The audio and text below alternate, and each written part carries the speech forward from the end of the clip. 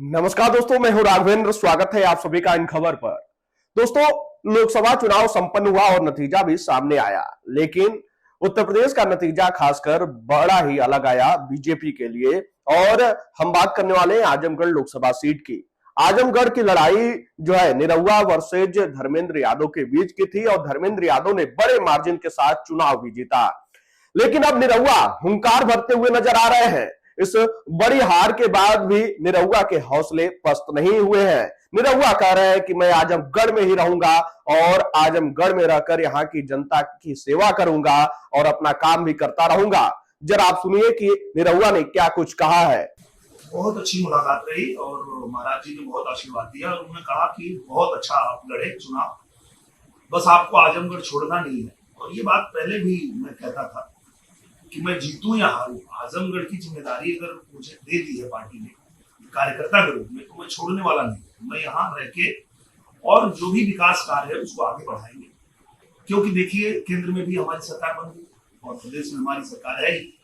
तो आप देखेंगे कि आजमगढ़ का कोई कार्य रुकेगा नहीं। ये महाराज जी ने भी हमें कहा कि आप वहां रहिए, रह के अपना भी काम करिए, वहां अपनी शूटिंग करिए, अपनी फिल्में बनाइए, लेकिन आजमगढ़ का कोई काम न रुके, इसकी भी चिंता आप ही को करनी है। क्योंकि भले जीत गए हैं धर्मेंद्र जी, पर आजमगढ़ के काम करने वाले सांसद आप ही हैं। तो यहाँ जो काम होगा वो तो हम ही करने वाले, तो इसलिए आजमगढ़ को भी चिंता करने की आवश्यकता नहीं है।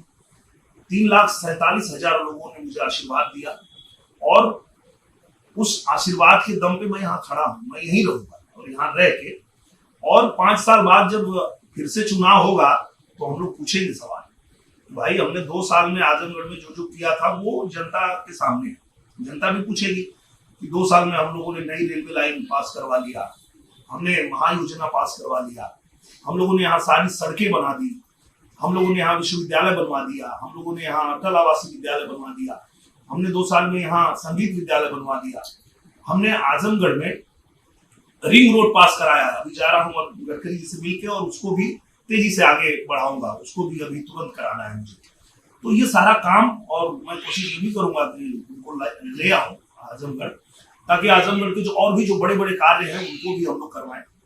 तो ये जीत और हार ये तो होती रहती है, पर जब आप जनता के प्रतिनिधि के रूप में उतरे हैं, आप चुनाव लड़े हैं, तो आपका काम यही होना चाहिए कि आप जीते या हारे जनता के बीच में रहें, उनका काम करें। और वही हम लोग करने वाले हैं और यही हम लोगों को सिखाया भी गया है और यही भारतीय जनता पार्टी का हर कार्यकर्ता करता है, चाहे वो जीते या हारे, वो जनता के बीच रह के जनता का काम करता है, वो वही हम लोग करते हैं। धर्मेंद्र यादव जब जिस दिन चुनाव जीते थे, उन्होंने एक बाइट दी थी मीडिया को, उसमें कहा था कि मैं दिनेश लाल यादव के उज्जवल भविष्य की कामना करता हूँ, वो तो गलती से राजनीति में फंस गए। आज इत्तेफाक से आप सामने बैठे हैं, तो अब उनको क्या मैसेज आप अपनी तरफ से देना चाहिए?